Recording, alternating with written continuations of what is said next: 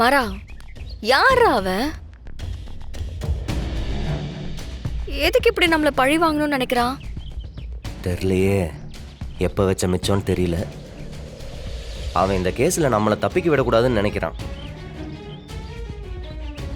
அன்னைக்கு நான் கிரைம் ஸ்பாட்டுக்கு போனப்போ அங்கே எதுவுமே இல்லை. ஆனால் இப்போ திடீர்னு எப்படி அந்த ஷால் வந்துச்சு? சம்பவம் நடந்தப்போ அந்த ஷால் இல்லை. ரொம்ப ரீசெண்டாக தான் உன்னோட ஷால் எடுத்து கொண்டு போய் அங்கே போட்டிருக்காங்க.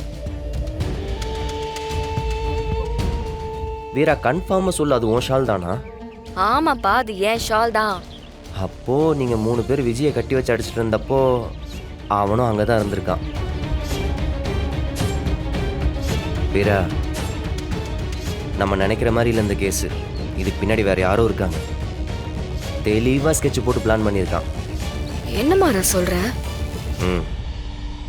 விஜய் தான் மச்சானை கொன்னான்னு தெரிஞ்சதும் கண்டிப்பாக நீங்கள் அவன் மேலே கோவப்படுவீங்க, அவளை ஏதாவது பண்ணுவீங்கன்னு தெரிஞ்ச யாரோ ஒருத்தர் தான் இதை பண்ணியிருக்காங்க. நம்மளோட ஒவ்வொரு மூவும் அவனுக்கு தெரிஞ்சிருக்குன்னா நம்ம கண்ணு கேட்டுற தூரத்தில் தான் எங்கேயோ இருக்காங்க. மாறா, இதெல்லாம் கேட்கும்போது ரொம்ப பதட்டமாகுது. அவன் ஏன் இதெல்லாம் பண்ணணும்? அவனுக்கு நமக்கு என்ன பிரச்சனை இருக்கு? ஒருவேளை நாங்க 3 பேர் தான் அவனோட டார்கெட்டா, இல்ல எங்க 3 பேரை வச்சு நம்ம குடும்பத்தை டார்கெட் பண்றானா? கண்டுபிடிக்கலாம். அது வரைக்கும் நீ என்ன தவிர வேற யாரையும் நம்பாது. நம்ம கண்ணில் படாம நம்ம ரூம் வரைக்கும் வந்திருக்கான்னா அவன் சாதாரண ஆள் இல்லை. நம்ம வீட்டை பத்தி நல்லா தெரிஞ்ச ஒரு ஆள் தான் இந்த வேலையை பார்த்துருக்கான்.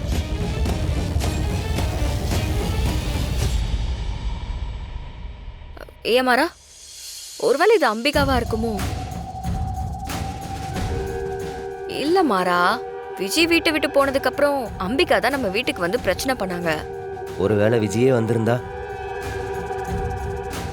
நாங்க இல்லாதப்ப வீட்டை போட்டு எங்காவது வெளியே போனீங்களா?